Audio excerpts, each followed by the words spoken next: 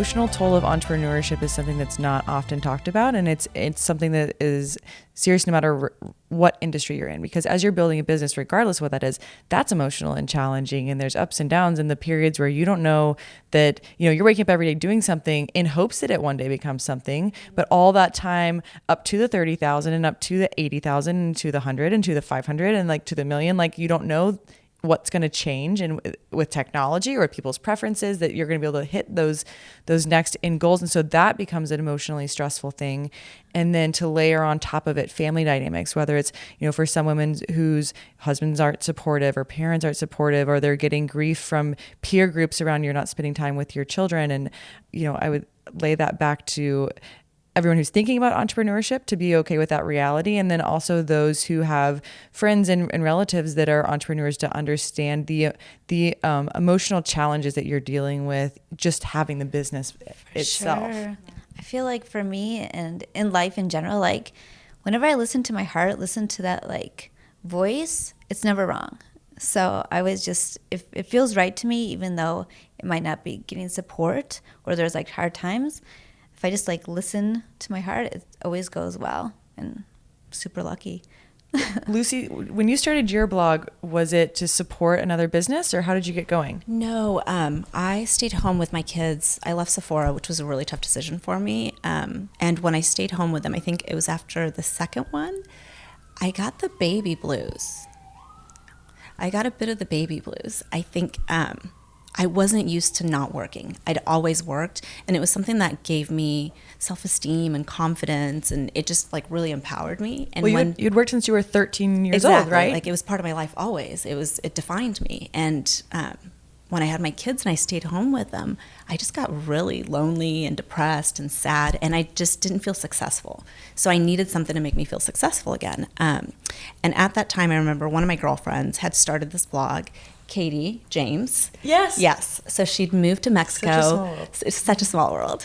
So she'd started this blog and she'd moved to Mexico, and she was like documenting this journey. And I was like, oh, that's kind of fun. Maybe I'll start doing something like that. And then I was doing some styling on the side, and it was just word of mouth, like girlfriends, and then it kind of trickled from there. So then I started the blog. And I didn't even know what I was doing. I was like, I don't know what I'm doing. I was doing recipes. I was doing house stuff. What was the name of this blog? It was the same name. Okay. It was the same. It was still Lucy's Whims. And I also had like another fork to it that was like Little Whims, where I would share like more of like the children's stuff, like things, baby fashion and all that. Because you had 2 kids at this time. Because I had 2 kids at the time. So again, I'm home, sad, alone. Decide to start this blog. And then the thing that is catching momentum is the fashion stuff. So I was like, oh, I'm starting to feel good again. Like I'm starting to feel a little bit more confident, like doing something, chasing something. Was there a point where you either had a certain level of traffic or a certain number of followers that you felt confident? No, I think it was just doing something, like working towards something, like made me feel successful. Even just like I created my own blog, like doing that, like I had to research like YouTube videos, like how do you size a photo? How do I do headings? So just being active and teaching myself something and learning just gave me, again, that drive again. So yeah, I borrowed $300 from my husband so that I could buy a logo, so I could buy a website, and so I could buy like a pair of shoes. And that's kind of how it started. And then it felt great, like those baby blues, that like loneliness and that like just not feeling successful, I could see that shift, happening in me. And I just kind of kept chasing it. What did your husband think about this? He didn't get it. I mean, this was also at a time where blogs were not as mainstream. Oh yeah, what year is this, by the way? It was like 5 years ago. Okay. I mean, I guess they were, but just not in our family. No, I mean, so 5 years ago, 2014, I was, at the time, for context, was traveling the world, beating down retailers, first of all, to just get in the door. And then second of all, to try and convince them that they should work with Reward Style to commission influencers who drove sales to their e-commerce sites. And the feedback I got was, we don't work with bloggers. We are not interested in growing our e-commerce.